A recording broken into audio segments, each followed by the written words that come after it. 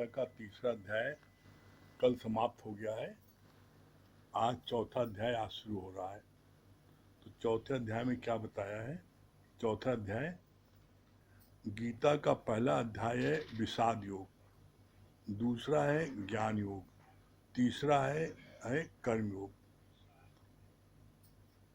दुखों से चोट खाई न होती तो प्रभु तेरी याद आई न होती। जब जीवन में दुख आता है तो हम भगवान की तरफ भागते हैं। तो पहला इसीलिए पहला बहुत ही गीता जो है बहुत ही सिस्टमेटिक ढंग से भगवान कृष्ण ने इसको रचा है। पहला है विषाद योग। जब अर्जुन और दुर्योधन कौरव और पांडवों में युद्ध शुरू होने जा रहा था और दोनों बहुत ही व्याकुल थे, तो दोनों कृष्ण की मदद के लिए गए थे।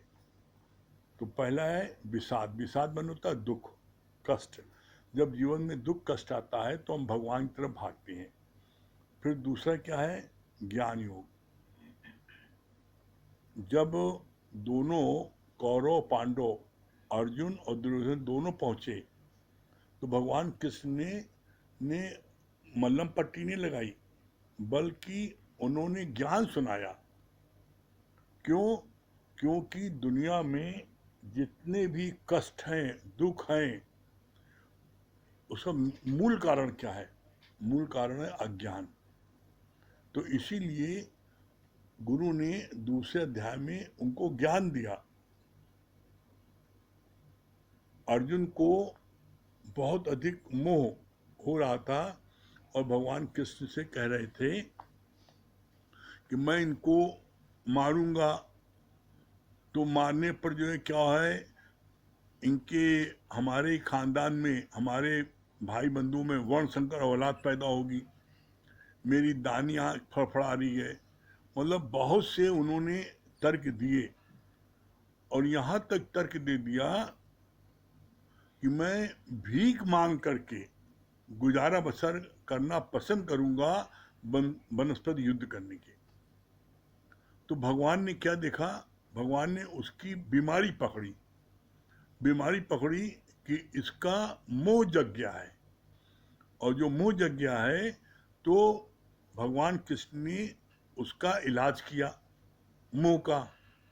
और क्या बोला?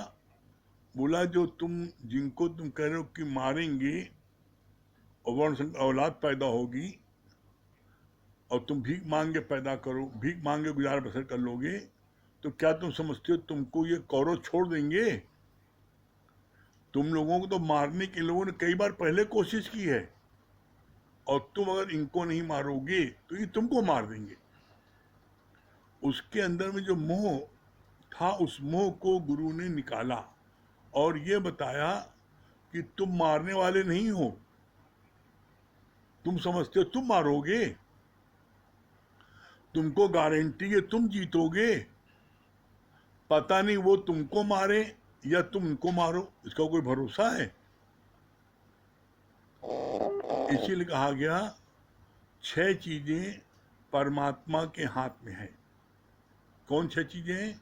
हानि लाभ, जीवन मरण, यश अपयश विधात।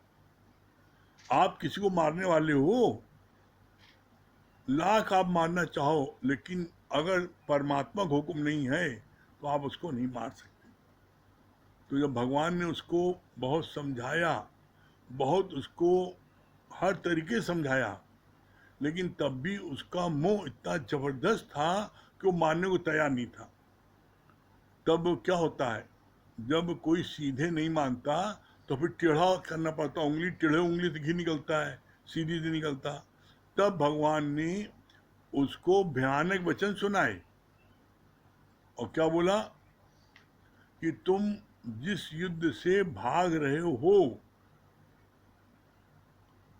आज जो तुम्हारी प्रशंसा करते हैं, तुम्हारी बड़ाई करते हैं कि तुम बहुत वीर हो, बहुत बड़े योद्धा हो, वही सब तुम्हारी जो प्रशंसा करने वाले तुम्हारी निंदा करेंगे और ये बोलेंगे कि अर्जुन जो है वो डरपोक था, इसीलिए युद्ध भूमि से भाग गया। अर्जुन भगोड़ा था। यहां तक बोलेंगे कि अर्जुन नापुंसक था। जब तुमको ऐसी गाली बकेंगे तब उस समय तुम्हारा क्षत्रिय खून खौलेगा और उस समय तुम युद्ध करने के लिए दौड़ोगे, तो उस समय तुम्हारा धर्म युद्ध नहीं होगा, ये याद रखना। धर्म युद्ध अभी है, तुम युद्ध कर नहीं रहे, तुम्हारे ऊपर युद्ध थोपा गया है। कौरव ने तुम्हारे पर युद्ध थोपा है, तुम्हारे घर पर चढ़ के वो मारने आए हैं और तुम उस समय घर का दरवाजा बंद करे रहोगे, घर से भाग जाओगे, तो लोग कहेंगे नहीं डरपोक है, भगोड़ा है, बुजदिल है, नापुंसक है। जब ऐसी गाली बकेंगे तो उस समय तुम फिर तुम्हारा क्षत्रिय खून खोलेगा, तुम लड़ने दौड़ोगे, तो उस समय तुम्हारे अहंकार का युद्ध होगा। तो ऐसे में तुमने ये कैसे जान लिया कि तुम ही जीतोगे, तुम इनको मारोगे? हो सकता है तुमको मारे। तुम कर्म करने के लिए, युद्ध लड़ने के लिए सिर्फ तुम स्वतंत्र हो। युद्ध का परिणाम क्या होगा वो मेरे हाथ में है, तुम्हारे हाथ में नहीं है। जो युद्ध में मैं उनको मार दूंगा, और कैसे मार दोगे? तुम्हारे पास कौन योद्धा है? तुम्हारे पूरे सेना में कोई एक भी योद्धा ऐसा है जो कर्ण को हरा सके? तुम्हारी सेना में कोई एक भी ऐसा योद्धा है जो भीष्म पितामह को हरा सके, जो द्रोणाचार्य को हरा सके? द्रोणाचार्य से तुम सब लोगों ने शिक्षा ली, भीष्म पितामह को इच्छा मृत्यु का वरदान था, कर्ण जो है सूर्यपुत्र था, उसको कोई जीत नहीं सकता था। तो कैसे ये बात कह रहे हो कि हम वर्ण संकर औलाद पैदा होगी? इसलिए मेरा कहना मानो और युद्ध करो। तो उसकी मुंह की बीमारी भगवान ने पकड़ी और उसको उसका इलाज किया, तब उसको युद्ध करने के लिए प्रेरणा दी और तब वो युद्ध करने के लिए राजी हुआ। इसके बाद दूसरे अध्याय बाद में क्या है, तीसरा अध्याय क्या है? बोला कर्मयोग। भगवान ने बोला पहले ज्ञान सबसे बड़ा है, इसके बाद बोला नहीं कर्म सबसे बड़ा है। ज्ञान तुमने बहुत प्राप्त कर लिया और ज्ञान प्राप्त करके तुम ब्रह्मज्ञानी बन गए, और ब्रह्मज्ञानी बनकर एक कुटिया में जाके बैठ गए, तो दुनिया का क्या फायदा? तुमने किसी को उद्धार किया, कुटिया में जाके बैठ गए, तो कुटिया में जाके बैठने पर तुम्हारे माध्यम से किसी का उद्धार हुआ?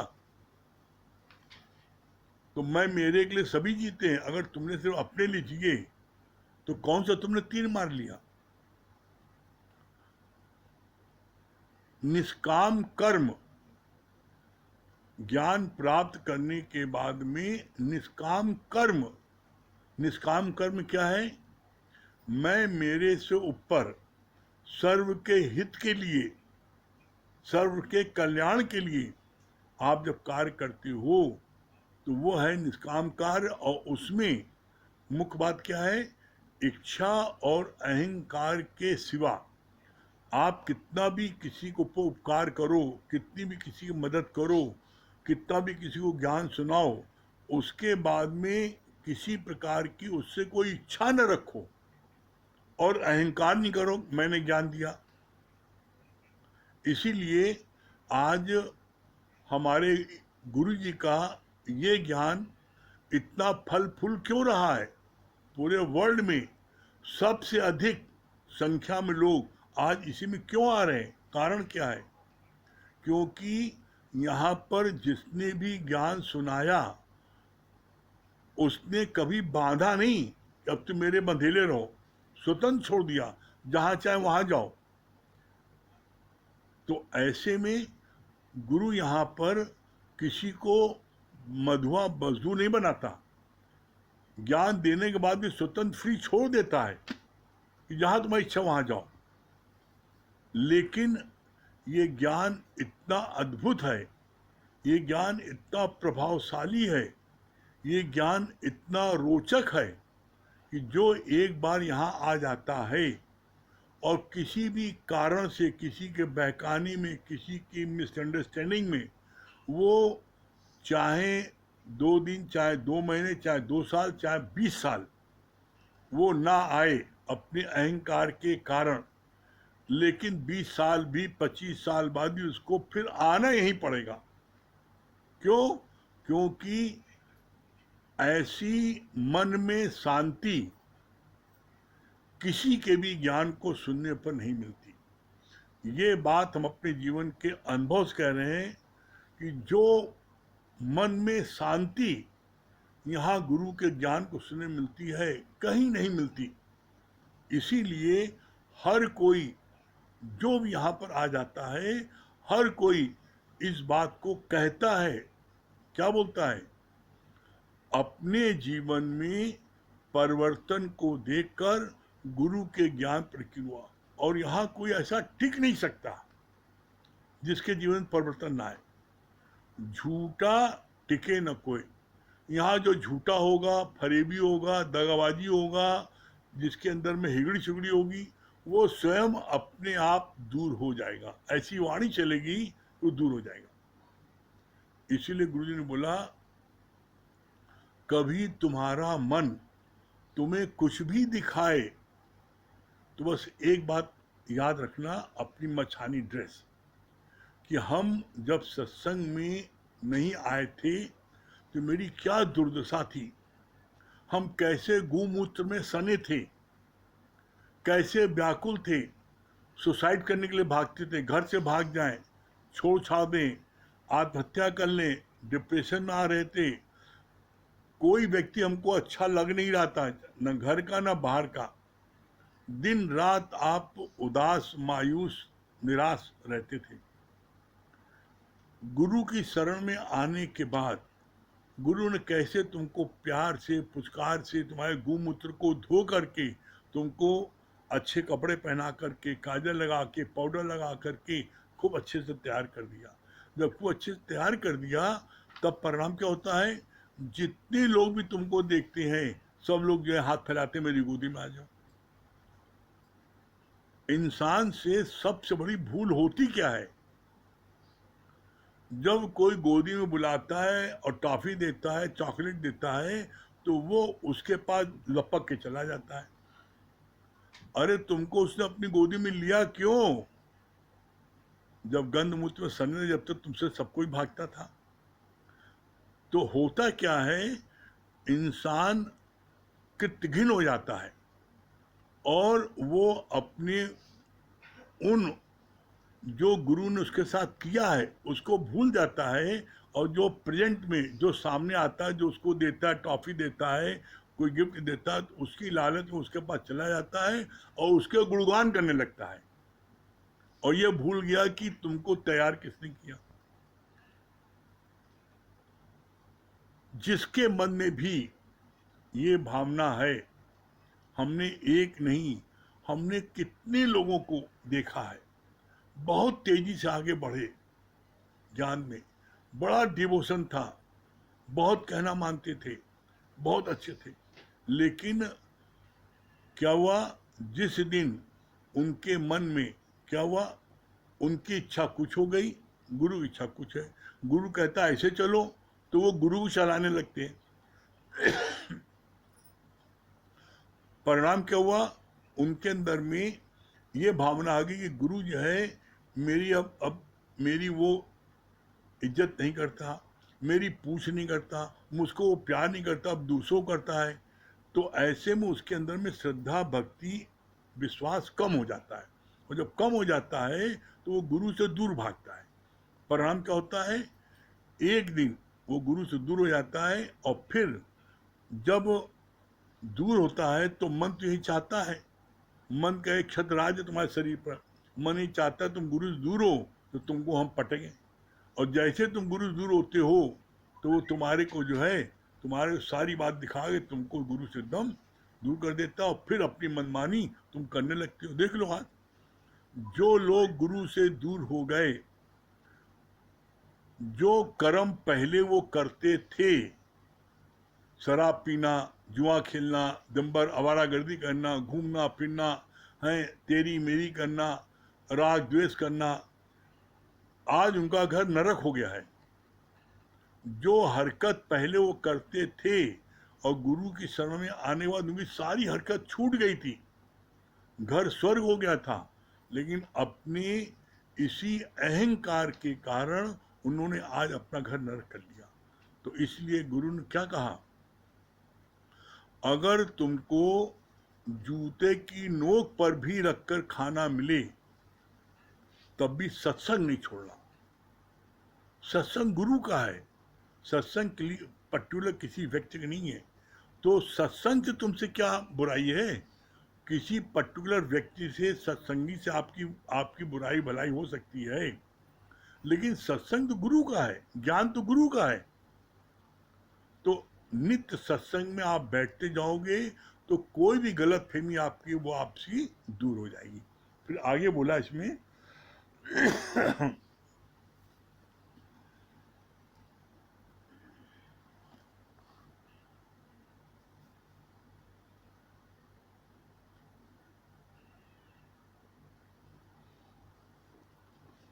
गुरु हमारे अंदर के विकारों को जानकर हमें उसके अनुसार ज्ञान देता है।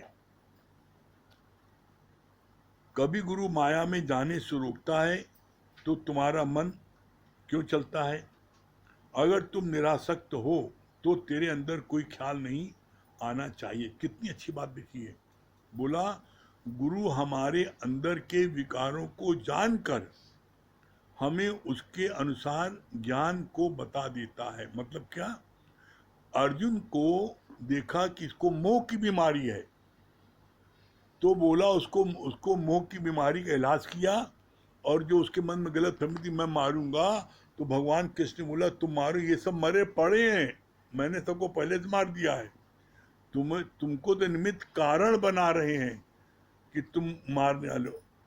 और इसका प्रमाण जो है गीता में कि भगवान कृष्ण ने सबको मारा, तुम तो निमित्त मात्र हो। तो ऐसे में तो अपने को मारने वाले नहीं बनो। तो यहाँ पर गुरु जो है, जो बीमारी हमारी है उस बीमारी को दूर करता है, और जब बीमारी दूर हो जाती है तो हम फिर जो है जो गुरु कहता है हम करने को तैयार हो जाते हैं। फिर आगे बोला,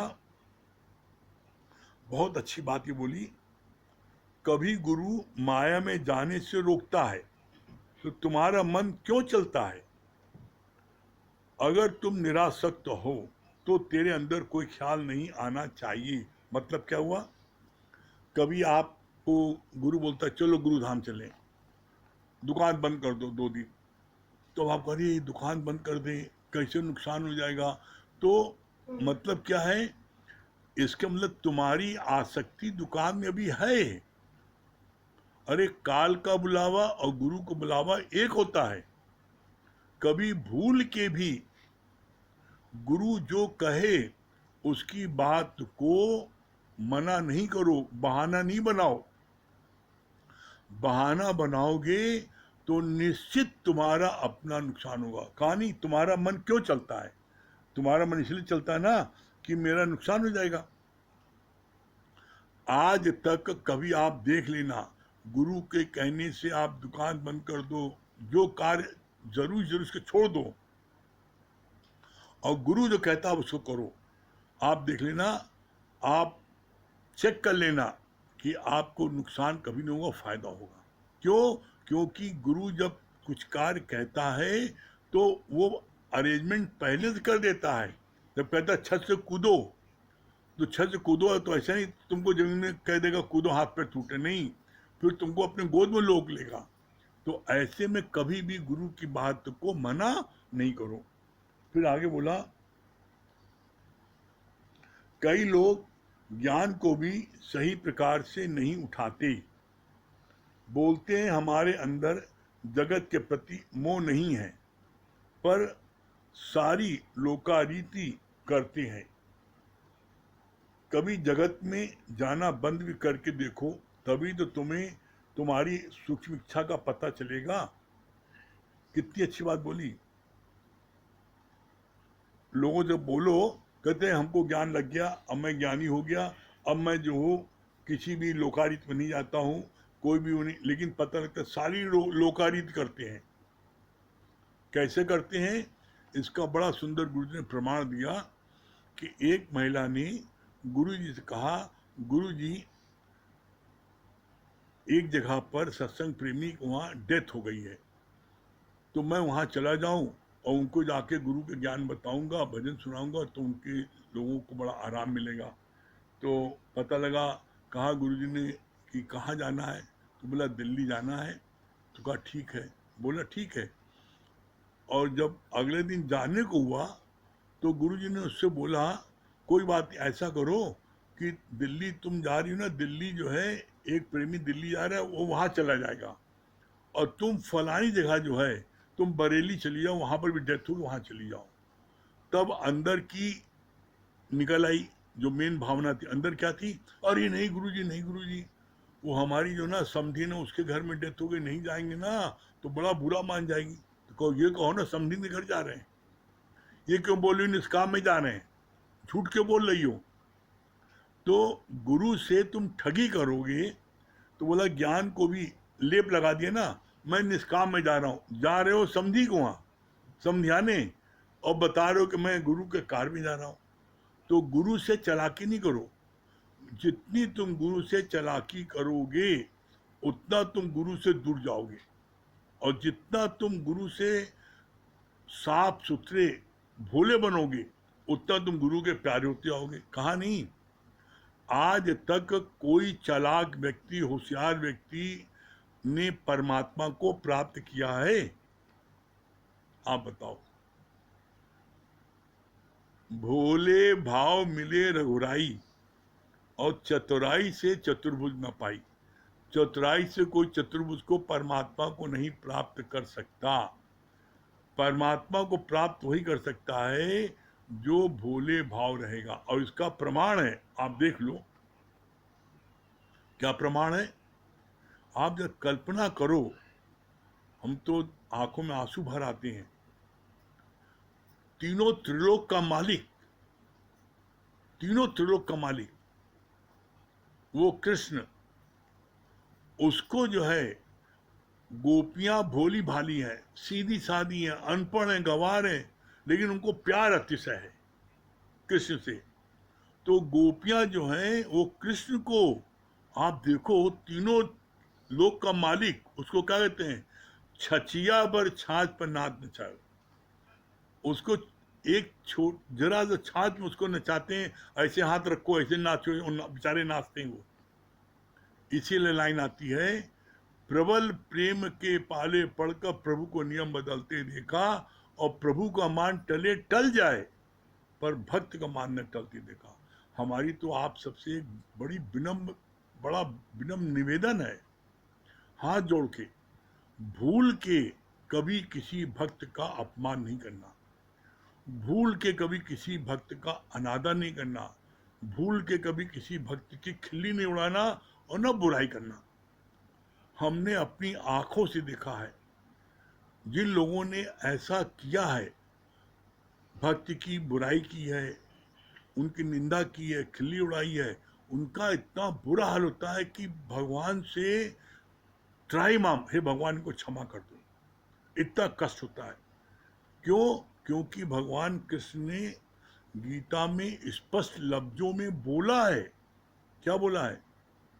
मेरा ये गीता ज्ञान जो मेरे प्यारों में बांटता है, जो इसको मनमना भाव होकर के सुनता है, उसके योग क्षेम का भार मैं उठाता हूँ। वो मेरा अतिशय प्यारा है, उससे प्यारा मेरा कोई दूसरा नहीं है ही नहीं। तो कभी भूल के भी कोई बात हो, आप बात क्लियर कर लो, लेकिन कभी भी किसी भक्त के, गुरु के भक्त की निंदा नहीं करो, और न निंदा सुनो। आप निंदा सुनोगे तो जहर आपके अंदर चला गया, वो असर करेगा। कभी कोई भी गुरु की निंदा करे, तत्क्षण वहां से हट जाओ। अगर उसका मुंह नहीं बंद कर सकते तो वहां से हट जाओ। वो निंदा सुनना भी तुम्हारे लिए बहुत बड़ा अपराध है। क्यों? निंदा सुनोगे, तुम्हारे अंदर जाएगी। अब जहर अगर दूध में जाएगा तो विषैला दूध हो जाएगा, तुम्हारे अंदर में जो ज्ञान है वो सब नष्ट हो जाएगा। तो इसलिए जो श्रद्धावान है, जो गुरुवान है, जिनको गुरु से प्यार है, उनका संग करो। और इसीलिए गुरु जी को कहना पड़ा, as the company so the colour. जैसी कंपनी करोगे वैसा तुम्हारा रंग हो जाएगा। और आप गुरु का कहना मानते जाओ। एक्चुअल में क्या होता है, गुरु 7 मंजिल पर है, आप ग्राउंड फ्लोर पर हो। आप गुरु को नहीं देख, गुरु को आप तब देख पाओगे जब आप भी सामने के मंजिल पर 7वें फ्लोर पर पहुंचोगे। तो गुरु कोई बात कहता है तो आपको लगता है गलत है। नहीं, नहीं, गुरु की हर बात में रहस्य होता है, हर बात में रहस्य होता है। गुरु की कभी कोई बात जो है वो ऐसी नहीं जिसमें तुम्हारी उन्नत न हो। जो भी बात गुरु तुमसे कहेगा उसमें तुम्हारी उन्नत छुपी है, लेकिन तुमको अभी नहीं पता लग रहा। क्यों? क्योंकि तुम अभी जो है ग्राउंड फ्लोर पर 7वीं मंजिल पर नहीं हो। जब तुम गुरु की उस ऊंचाई तक पहुंच जाओगे तब उस बात को जानोगे, गुरु ने जो मेरे को ये कहा था इसमें मेरी कितनी उन्नत थी। आप करके देख लो, और अगर आपको आनंद न मिले तब कहना, ठीक है? हाँ, दुर्गेश भैया दिल्ली, दुर्गेश भैया। हाँ, हरिओम। हाँ, बहुत अच्छा। आज तो दुर्गेश भैया की होम मिनिस्ट्री आ गई। हाँ, क्या बता रही हैं आप?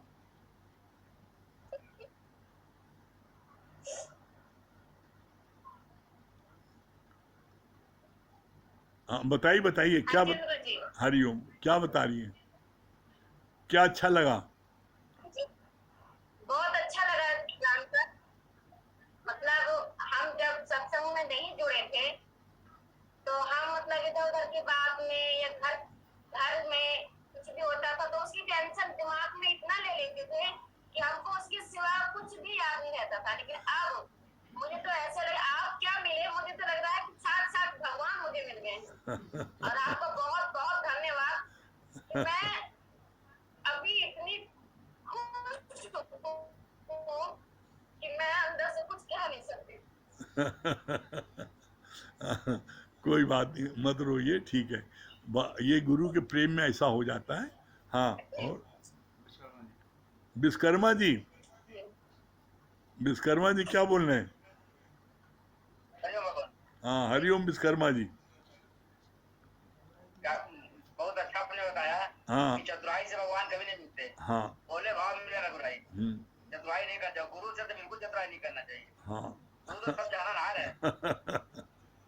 उससे बड़ा चतुर कौन है? और उससे हाँ, बड़ा कौन चतुर है? हाँ, प्रहलाद भैया,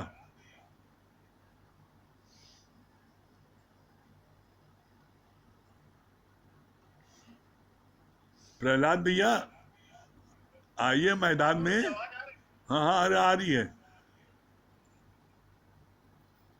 आपने सही बताया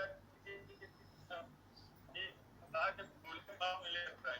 हाँ, हाँ, जो चालबाज होते हैं, जो गुरु की नक्या में नहीं चलते, वो गुरु दूर हो जाते हैं। हाँ, बहुत सही अच्छी बात। बात लगी। हाँ, बहुत सुंदर। गोपियों वाली बात बताया ना गुरु जी अभी। हाँ, कौन हेलो, सी? आवाज आ रही गुरु हाँ, जी? आ रही, बताइए बताइए। आपने गोपियों हाँ, गोपियों वाली हाँ, गोपियों का जैसे बताया था कि अनपढ़ से गवा के पूर्ण परमात्मा जो है उनके ऐसे नाचे वैसे, इसीलिए गुरु जी कहा कि ज्ञानी ध्यानी नरक पड़े हाँ, और भोले भाव मिले रघुराई। हाँ, हम तो गुरु जी करते हो आप और हम लोग आनंद लेते हैं, इसलिए कि बहुत ज्यादा ज्ञानी ध्यानी बनने से नरके में जाना है। लेकिन ठीक है, आपकी कृपा है, मौका मिलेगा तो आएंगे। और आप जो सब लोगों को बढ़ावा दे रहे हैं, ये आपकी कृपा है कि हर एक को जगाना चाहते हैं गुरु जी। हाँ, ये बहुत। लाख लाख शुक्राना है कि जो बोलना भी नहीं जानता था उसको कहाँ से क्या दे दिया आपने। एक आंसू के लिए लोग समझते हैं कि वास्तव में गुरु नहीं, हम लोगों को साक्षात भगवान, और गुरु ही हमको भगवान से मिला सकता है। हम लोगों को दोनों को सुख नहीं तो पूजा पाठ जब तक गंगा स्नान जमुना सारी चीज करने के बाद भी कहीं शांति नहीं मिली गुरु जी। घर नरक था गुरु जी, आप बताए। कोई सुनने वाला था, सुनाने वाला था। हाँ, लेकिन आज ये रहता है कि अंधे हो जाओ, गूंगे हो जाओ, बहरे हो जाओ। हाँ, जो आपने घर में बताया है तो ठीक उसी तरह से हाँ। चलना है गुरु जी। और बगल में कौन बैठा है? वाई बैठे अरे होम मिनिस्ट्री दो, हाँ दो दो। हाँ बताइए क्या बोल रही होम मिनिस्ट्री? अब लड़ाई झगड़ा तो नहीं होता? नहीं गुरुजी। अब नहीं होता? अब घर स्वर्ग हो गया है। जी हरिओम गुरुजी। हरिओम। जी गुरुजी, जी गुरुजी, आपकी कृपा है ही सभी है। नहीं तो डेली मारपीट हर संडे को सुना होता। अब आपकी कृपा है कुछ नहीं। हर संडे आपको जो देखा ध्यान पहले देने हर में संडे आप पिक्चर चलती थी। जी जी। लेकिन आपकी कृपा बहुत बनी है कि एकदम सुकून है घर के अंदर, बहुत सुकून है। सगुन है, बहुत सुंदर। जी जी। हाँ महेश भैया।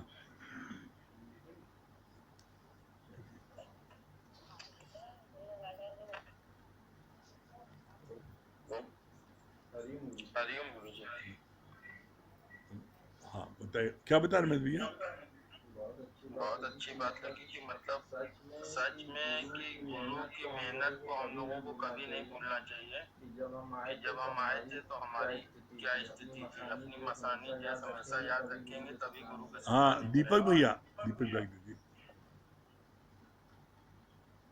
दीपक भैया क्या बता रहे हैं?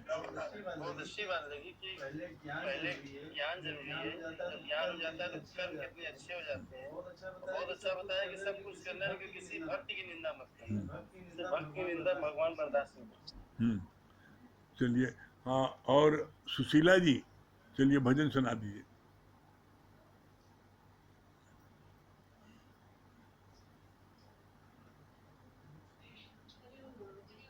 हरिओम।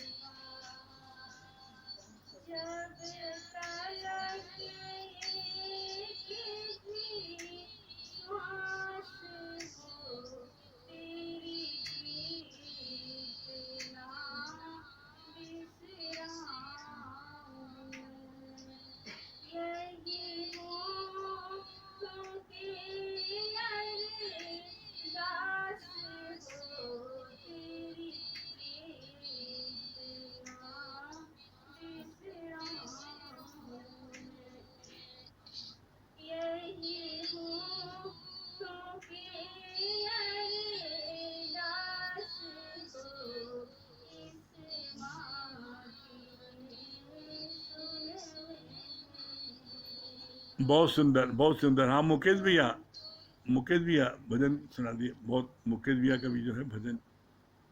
हाँ मुकेश भैया, हाँ भजन सुनाइए मुकेश भैया। इश्क तेरा ही रहे, प्यार तेरा ही रहे, आपके प्यार मैंने तो खुदा देखा है, आपके प्यार में मैंने तो खुदा देखा है। तुमने कर्मों से बचाया है हमें, तुमने कर्मों से बचाया है हमें, तुमने माया से छुड़ाया है हमें, तुमने माया से छुड़ाया है हमें। जिंदगी में यही आस रहे, जिंदगी में यही एक आस रहे, इश्क तेरा ही रहे, प्यार तेरा ही रहे, आपके प्यार में मैंने तो खुदा देखा है, आपके प्यार में मैंने तो खुदा देखा है।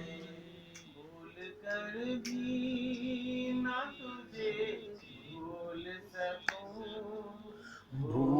कर भी न तुझे भूल सकूं, ज्ञान से ही मिला इस दिल को सकून, ज्ञान से ही मिला इस दिल को सकून। नींद में भी मुझे तेरी याद रहे, नींद में भी मुझे तेरी याद रहे, इश्क तेरा ही रहे, प्यार तेरा ही रहे, आपके प्यार में मैंने तो खुदा देखा है, आपके प्यार में मैंने तो खुदा देखा है। जिंदगी में तो तेरे वचनों में, जिंदगी है तो तेरे वचनों में, प्यार पाया है इसी सत्संग में, प्यार पाया है इसी सत्संग में। मेरे हर श्वास में ये याद रहे, मेरी हर श्वास में ये याद रहे, इश्क तेरा ही रहे, प्यार तेरा ही रहे, आपके प्यार में मैंने तो खुदा देखा है, आपके प्यार में मैंने तो खुदा देखा है, आपके प्यार में मैंने तो खुदा देखा है। हाँ,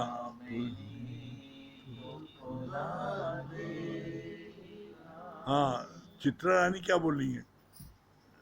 गुरु जी का एक तो सुना दीजिए कोई गुरु महिमा का।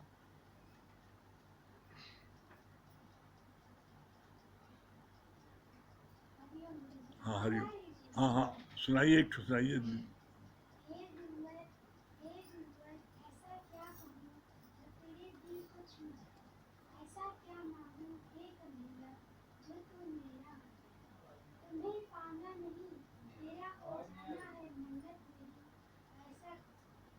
हाँ आवाज आ रही है, कर दो पहले तो। हाँ आ रहा, सुनाइए, सुनाइए सर। हे गुरुवर, ऐसा क्या कहूँ, अब आ रही है? ऐसा क्या मानूं, हे कन्हैया, जो तू मेरा है। तुम्हें पाना नहीं, तेरा हो जाना है मन्नत मेरी। ऐसा क्या करूं, जो मेरी ये मन्नत पूरी, जो मेरी ये मन्नत। बहुत सुंदर, चलिए हरिओम को जाप कर लीजिए।